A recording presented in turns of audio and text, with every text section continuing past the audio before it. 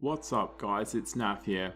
So if you've seen any of my recent videos, you would be aware I've been gearing up for Vindicta, and I have spent the last few days there and been extremely happy with the results.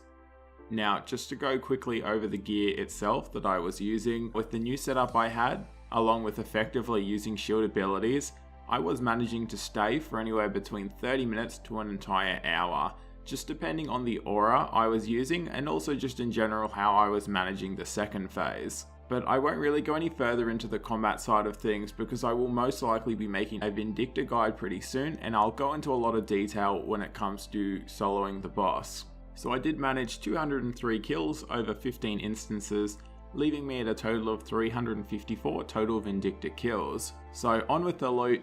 In my inventory is everything I got from Vindicta, with all the general loot being at the top and the rare drops at the bottom. So there isn't much to say at all about the general loot. Vindicta gives a great variety of resources for Ironman, so I will most likely find use for the majority of it. Now, for the more exciting part, the rare drops, I feel like I was extremely fortunate in not getting many duplicates at all, and pretty much getting exactly what I wanted. My goal going into this was to get a full set of Zaros gear with a Dragon Rider lance, and not only did I get that, but I did get an imbued blade slice, which is the Vindicta pet drop, which I haven't used yet. So we'll go ahead and do that now. I did save all of this for the video to do, so here we go.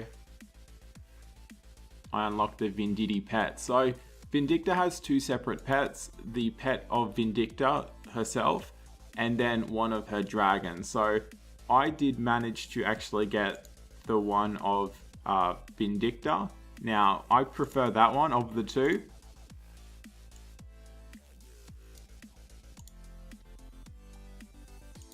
There we go, that's pretty awesome. I was extremely happy to get that. It is my first decent bossing pet between any of my accounts, so I was really happy about getting that one. Now, in terms of the gear, I did get a Zarosian Essence. It's not too useful at all. You need a lot of them to actually make degradable tier 85 gear. That reverts back to tier 80, so it's not really that great. But I did manage to get all of the Anima pieces of gear. Previously I had none. And as you can see, I only got 2 crests, but lucky for me, I actually had one from my 150 Vindicta kills video. So adding that extra crest, I will be able to make a full set of tier 80 gear. So I've never done this before. I'm not 100% sure about how I go about doing this. I'm hoping it's as easy as just clicking. There we go. So that's really easy.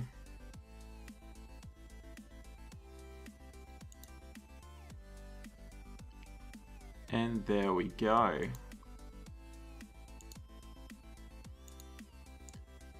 So as I've already said, the Zaros gear is tier 80 melee power armor that doesn't degrade at all.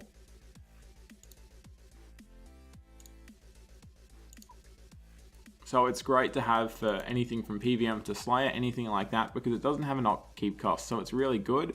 The lance on the other hand does degrade, but I'm really happy to have that full set. I really can't begin to express how happy I am that I managed to get this in such a short amount of kills, and not getting many duplicates at all. Now, I did get a few Anima chests, but I do plan on doing more God Wars Dungeon 2 in the future, so I'll most likely get more crests and definitely find use for them. But I'm just glad I didn't have to do hundreds or even thousands of kills before I could get all this done. Now, one interesting thing I did want to have a quick look at is also how much the gear degraded that I was using. So looking at the superior gear, it did only use nearly a quarter of its charges, more specifically about 22.4%. And that was in about 16 hours of combat. I had 15 instances and I probably spent an hour doing kill count throughout the whole process. So what that pretty much means is I'm still going to get another rough 45 hours of use out of the superior gear, which is awesome. And then in terms of the gizmos, I did manage to get them to level 10 in the 15-hour process. Although I didn't notice a difference at all, and I'm really not that fussed in even improving these gizmos in the near future. So that does just about wrap it up. I'll be dumping all of the seals I got into Zamorak Reputation because I do plan on doing Twin Furies next, which is a God Wars Dungeon 2 boss, because just like this boss, I want to farm myself the tier 80 range set as well, but I won't be doing that until I get the 100% drop rate increase through the reputation system, because in my opinion it made a massive improvement.